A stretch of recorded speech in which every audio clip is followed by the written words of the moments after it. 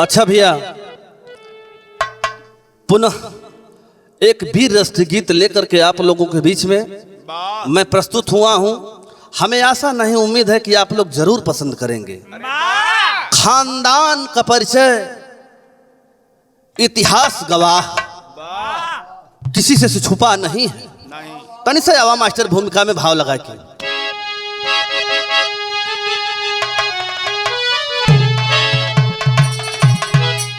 तो यदुवंश की अपनी गाथा जमित है, संवर लोर की गढ़ गौरा के बलवान बाके, अम्मान मर्याद पर जान की है न परवाह। हर दुश्मन से लड़ जाते दोनों लड़ा के, रंग में भर उमंग जंग में जूझते, हर ध्वजा कीर्ति का यवन अंबर फहराया। मातु का दूध अमृत से बढ़कर सृजन, अपने सुत को सदा औलादी बनाया।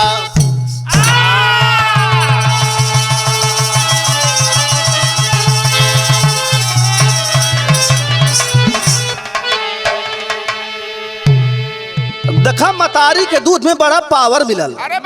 माई के छैया कितना माई के अचरिया में बड़ा सुख मिलेला। लेकिन खानदान का एक बिरहा देते हम आप लोगों के बीच में बड़ा गर्मजोशी के साथ में जात है। भाई अजय के देख रेख में गजल का अंदाज लगल मास्टर एगो बिरहा में।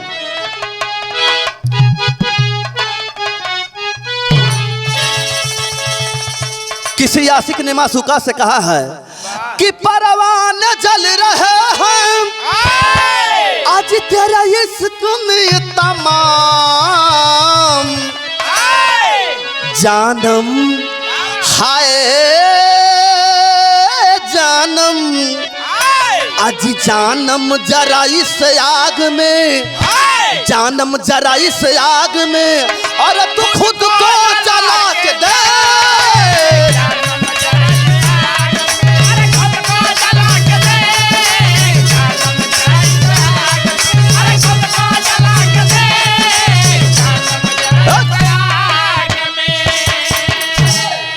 लेकिन वीरतन के वीरताई पतनी से आप लोगों ने गौर कर, यहाँ साज श्रृंगार शौकत कैसन है, कैसन है मास्टर? अरे तयस्व की सवारी, अरे यस्व की सवारी, चले खंजर छुपा के म्यान, तो कुर्ता यो धोती पगड़ी, कुर्ता यो धोती पगड़ी, सिर बांधते जवान।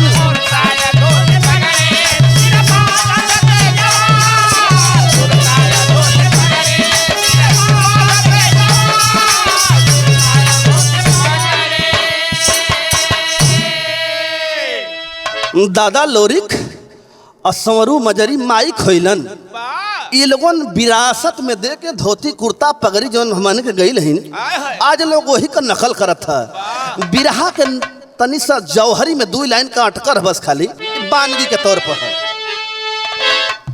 ना ना ना ना ना ना, रामदेव गुरु बुल्लू गुरु जी वाली पद्धति पे आवा तनी सा।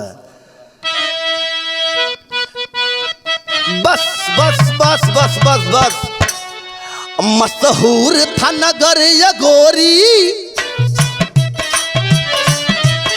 थे महर वही के राजा, मोला की तरह पड़ोसी, जिसका था टंका बाजा।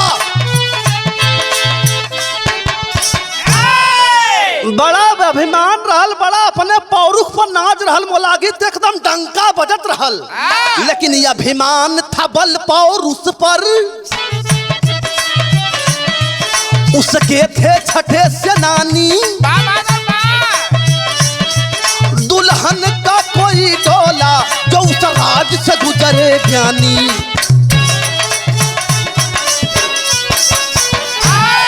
बड़ी पते का बात आप लोगों के हम बतावा चला थी। राजा महर बड़ा दिन बीत गला, बुढ़ौती वाली पारी आ गई, लेकिन एको संतान और रियासत में नहीं हुआ। बड़ा दिन के बाद एगो बिटिया पैदा भइल, बिटियावा पैदा भइले के बाद धगरिनिया नार काट के चलल है। ओ समय राजा मोलागित डहरिये में डोलवा के धगरिनिया के रोकवा दिलस। रोकवा के कहलस कि आ लड़की करे लड़की है कि मेहरारू है, रोक लो इसको। ए भैया सिपाही जाए के डोलवा के रोक लेहलन।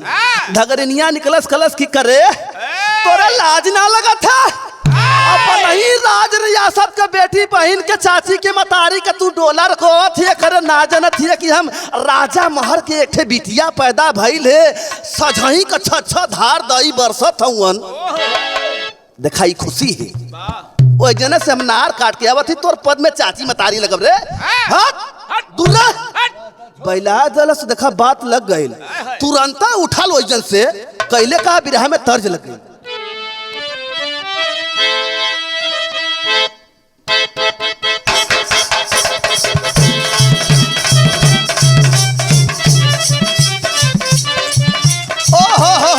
ए मास्टर देखा बड़ा रंगीन तर्ज लग गए। कौनो मेहरारू अपने मर्द का शिकायत करत है, कहत है देख के रहनिया एकर तनी मर्द उजबा का किस्म का बा। कह कि देख के रहनिया एकर, हाँ देख के रहनिया एकर जीवा मोर झनक जाता।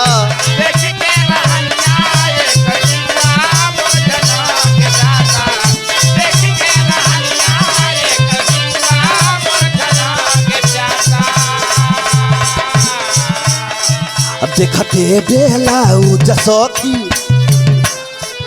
ए भैया लेकिन जौने समय धगरिनिया का बतिया सुन ले रजवा एकदम याग मतिन 11,000 वोल्टेज का करंट शरीर में दौड़त है। भागल है छोड़ के अपन रियासत पहुंचल कहाँ। सुन के धगरिन के बतिया, सुन के धगरिन के बतिया मतिया पागला गई पगला गला।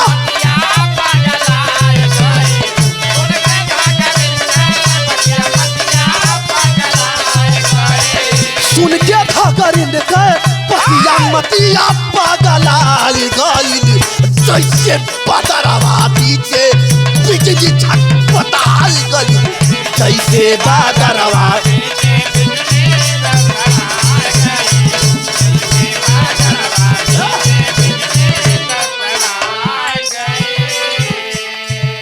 नगर घोरिया और रगरिया ऋषिया के महारा के द्वारे पहुंचल सेनावा सजाए के। पूरा सेना दलबत के साथ में एकदम तैयारी कूद कैलस राजा महर के किला पर। राजा महर के देखत हुन सोचत हुन कि बिना कौनो सूचना संदेश का इतना बड़े आफत रियासत पर हमारे आवल चाहत है। बिरहा में सोचे पर एकदम मजबूर हुन साथी आप लोगन भी का करत मारा तलवारिया किला, अरे मारा तलवारिया किला द्वार खटखटाए गई।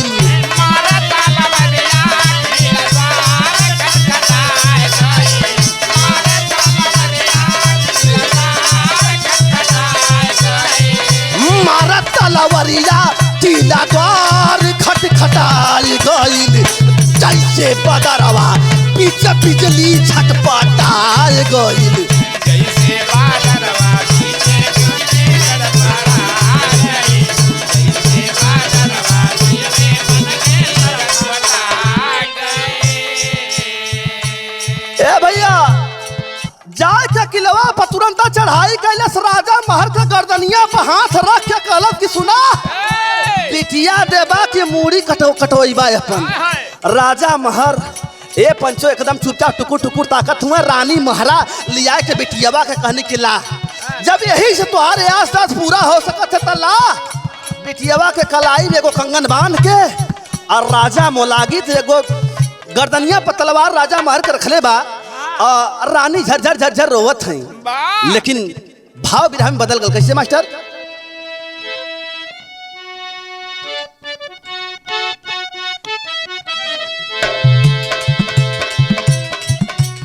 राजा महर के गर्दन पर तलवार रखले हर रानी झरझर झरझर रोवत है। बिरहा में तर्ज लगी देखो मास्टर। रानी आए के कहत है इनके, अरे सुन, आज यही का दाना खैले और यही के निगाह में तू इतना बड़े आदमी भैले, राजा भैले, आज तो रही गति भैले। रानी कहत है गो बात का,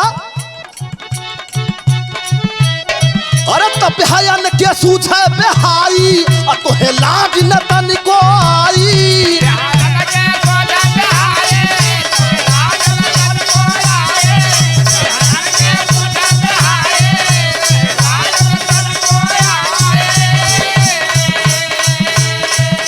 ई बतिया कह गईले त कह गईले, ई बतिया कह गईले त कह गईले, तू नीचे का नीचे रह गईले, अरे रह गईले रह गईले, तू नीचे का नीचे।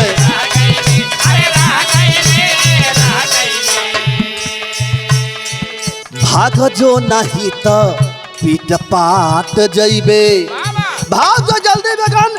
अब नवजात शिशु के करे देश दुनिया छोट लड़कन के देखे ले तो भगवान का अंश माने ले, लाख समझौले के बाद लेकिन माना के तैयार नहीं बा है भाई, ना मानत है। लेकिन एगो बात रानी कहत हन का, राजा के पजरे जोने समय पहुंचल है उ राजा मोलागित, फिर एगो बात रानी कहले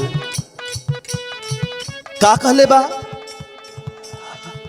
निहत्थे का हत्था चढ़ा दिया। राजा को उल्टा मुसु कई तरह कैलस, निहत्थे का हत्था चढ़ा दिया, बैरी बेपानी कर डाला। निहत्थे का हत्था चढ़ा दिया, निहत्थे का हत्था चढ़ा दिया, मनमानी अपनी कर डाला। एक पानीदार को धोखे से बैरी बेपानी कर डाला। कंगन जो साथ में लाया था डाला मजरी की कलाई में, क्या उसे पता नवजात शिशु हैवान मस्त लघुताई में। दुल्हन को झूठी सौत लिखा, दुल्हन को झूठी सौत लिखा, अपने से अपनी मौत लिखा। दुल्हन के झूठा में सौत लिख के और मजरी के कलाई में कंगन बांध के और उत्साहित होकर वही जिरहुल में अपने फेर चली आया।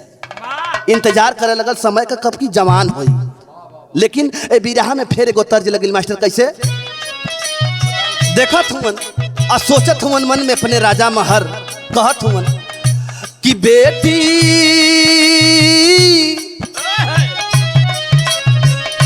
हो बेटी घरवा में भाई लीसा अयान जाना का मनगु अनान भायल, ए भैया घरवा में भाई लीसा।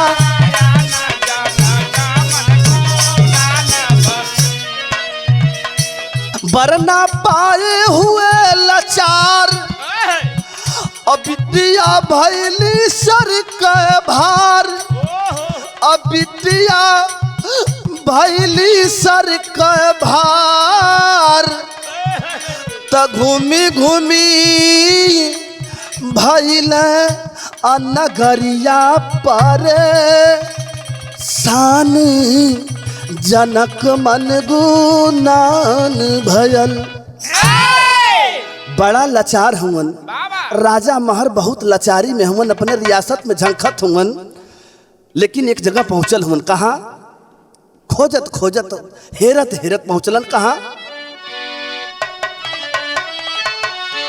तब पहुंच गए हैं गढ़गौरा में बुढ़कूबे के द्वार।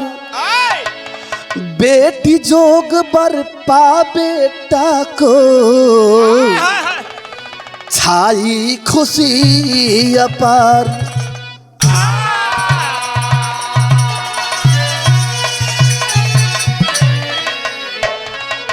बड़ा पन नहीं खियले के बाद वही गढ़गौरा में पहुंचलन, देखा भाभी बड़ा संजोग होला। पहुंचलन सबेरे के टाइम बुढ़कुब्बे माई खोइलन के दुआरे, कहलन कि अब हम कहीं ना जाल चाहत है। इतना में छटका तक कम से कम 4-5 मन माटी देही पे पोतले लोरी के अखाड़ा पर से आवत हो ने, अजई धोबी साथ में गुरून कर हुवन। कहला बस बस यदि ऐसन बर हमरे बिटिया का हाथ थाम ले ही तो हमार पानी रह जाई। बिरहा में तर्ज लगिल मास्टर कैसे,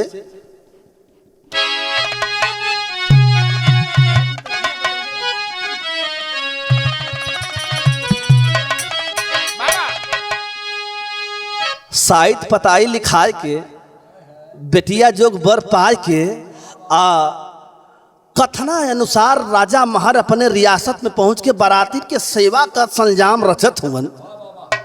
तब बिरहा में कवि जी भाव लिखत हुवन। कैसे मास्टर?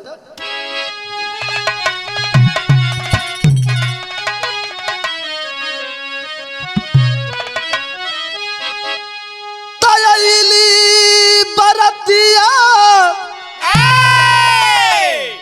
आया गोरी ये बाबू आया इली बरतिया आया गोरी ये बाबू लोरी का संगवा संगी सथिया ये बाबू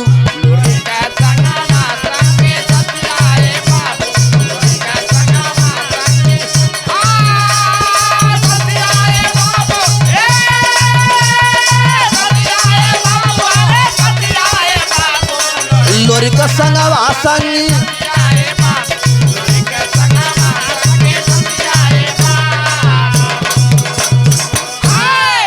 बड़ा भारी शर्त राजा महर रखेगा ललन की कच्चे कोहड़ा का सब्जी खाए के होई अब भरत यागी की अंगार पर चले के होई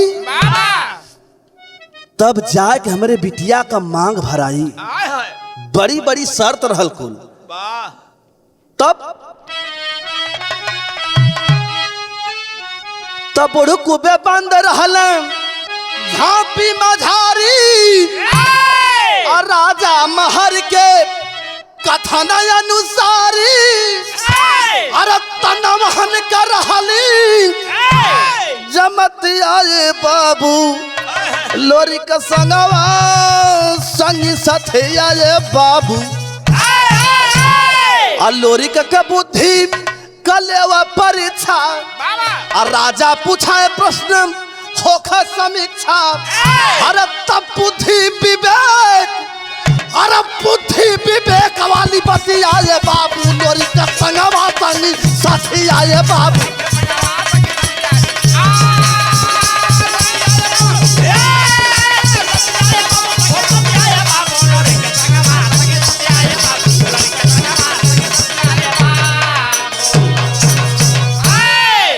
ए भैया बड़ा बड़ा लोग रहलन कोई बतावे वाला कोई लड़े वाला समर में कोई तो समझावे वाला। एकरे बात होत का है भंवरवा दुई दुई जो है रहिया अरे भंवरवा दू जो है हो भंवरवा दू जो है रहिया तो डाले हाथ एक कंगन एक मांगी से नूरावा मांग माही सिंदूर कंत जमीदार दी गांठ जोड़ जोड़ दुहु चूमत सहेलियां मंगल सुगान मधुर कोकिला की तान आनी मंडप दरम्यान रस घोलती सहेलियां मंजरी मन घोखी घोखी होत है बिकल बहुत व्यथित नैन धूरे अश्रुधार पोछती सहेलियां फूट फूट रो पड़ी खड़ी खड़ी पकड़ के माथ साथ साथ पूर्व में जो खेलती सहेलियां। ए भैया मांगी में सेनूर पर गयल सवेरे के टाइम विदाई होते और रानी मजरी का लोरी के लेके डोला चला वाले पोजीशन में हुआ तले राजा महर अब रोक ले ही रानी मजरी सोचत है आ कहत है अपने माई महर से जाए के सवेरवा निकले वाले पोजीशन में है माई से कहत है का कहत है मास्टर बिरहा में भाव लग गया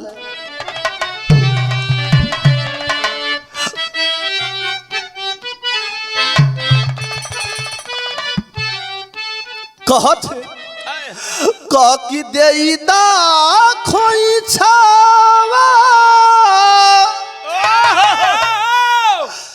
महुरावा ए माई देई है विपतिया में साथ हो डोलिया हमार जब हो ही जिरहुल में जाई पपिया मोला गित डोलारो कवई है ए माई अयस गुण के परी अंगा छावाए माई होई है सहैया ननाथ हो त काम दे माई तोरे हाथ का पहुरवा जिंदगी गवा देव खाए के महुरवा बाबूजी का अपने पगड़ी रख ले माई दुनिया में मान सम्मान मान ना डूबे दे तब बैठी बहुरिया चली है ससुररिया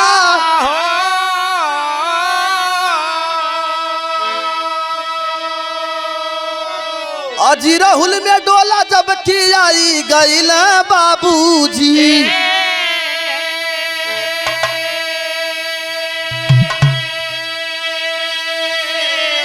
डोला रोकवल सिपहिया मोला गीत के हर टोलिया मुदयन का भेटाई गईली बाबू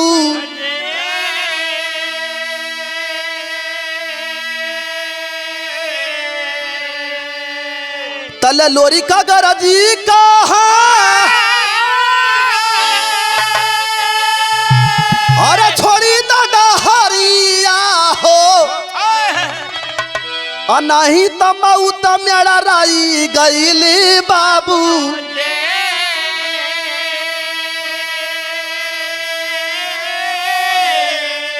अमजरी गुनैले भैली अरे फिरी की जवानिया हो अभी पद का पारे मेरा राई गईली बाबू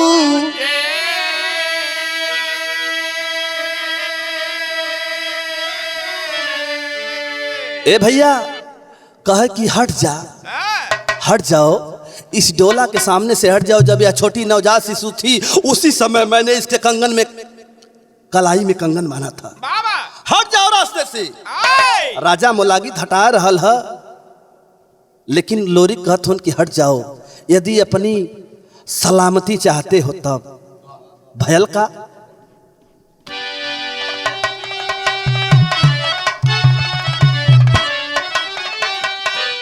समझाए बुझाए के जौने समय बात के ना मनलस कहरा भैयान से कहत थे वो समय रानी मजरी का कहले बा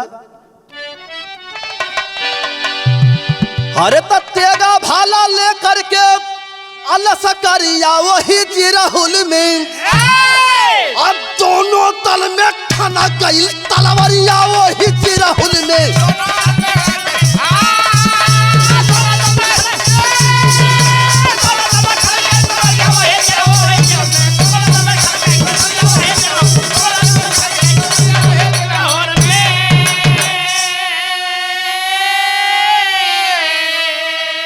खटखटाए के जमने ओरी हमारा लोरी का तेगा हो जैसे फसल काटल जाले खेत में वो तरह एकदम नरमुंड काटत हुआ लोरी पूरा मैदान का मैदान साफ होता वो घड़ी बिरहा के फिर पद्धति में भाव लगल मास्टर कैसे हाय राम त जैसे कि आकाशवा में चमकल बिजुलिया पंचो और वैसे बीरवा का तलवरिया चमकतबा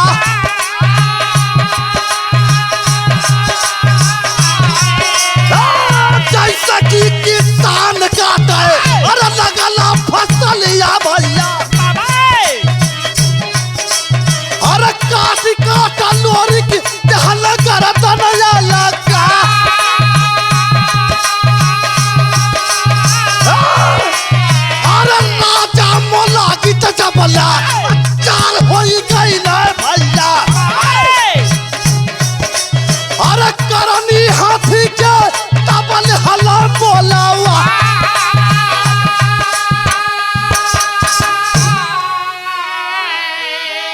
लास्ट में जौने समय परास्त पूरा सेना हो गई, अंत में मोलागित सामने पहुंचल। लड़त लड़त जब हो का नर कट गयल, करंगा हाथी मर गई। ओ समय का भाव कवि जी लिखत बिरहा के लास्ट पद्धति में लोरी के अपन डोला लेके चढ़ल गढ़गौरा के नगर की जो। कैसे मास्टर?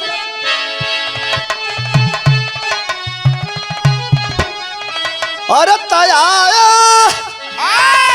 लोरी गई अपन गढ़गौरा की नगरी, ससुररिया में मजरी डोली से उतरी।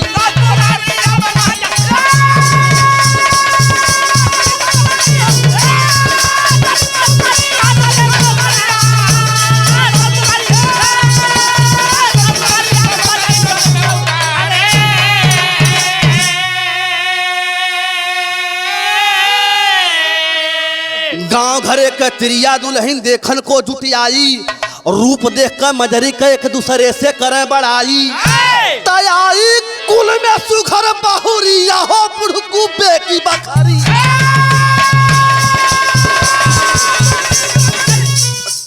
गुरु बिहारी गुरु गणेश घरे में पतो हो जाई। अल्लोरिक चलना सुहाग रात मनावे बदे के आप लोगों को बहुत बहुत धन्यवाद बिरहा सुने बदे। गुरु बिहारी गुरु गणेश गुरु रामलाल ललकारे, बच्चन कहते कवि चंद्रिका दाव से सबको मारे। अरे भंवरवा दुई दुई जो है रहिया, भगवान शशि लाल के सरदा के सहारा हो। भंवरवा दू दू जो है रहिया।